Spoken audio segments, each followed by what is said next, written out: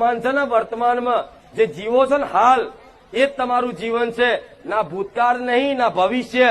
ખાલી વર્તમાન તમારી માતાના યાદગીરીમાં એનું સ્મરણ કરી, એની ભક્તિ કરી અને એની આગળ કરી અને જીવન જીવવાની શરૂઆત કરશો ને, તો ભવિષ્ય નિર્માણ તમારી માં કરશે.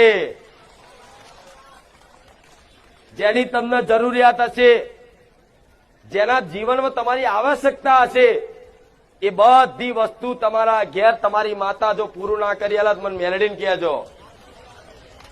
હું ખોટી લાલચ નહીં આલું, પણ દેવી શક્તિ શું કરી શકે ને, એ તો એની ભક્તિ કરી જોવો ને, તારે ખબર પડે કે માતા કોને કહેવાય. તેવો વિશ્વાસ તમારે રાખવો તો થાય. પછી ખાલી બેહી રહો, માતાને ભરો કે માતા તું જોણે, તું જોણે, તું જોણે, પણ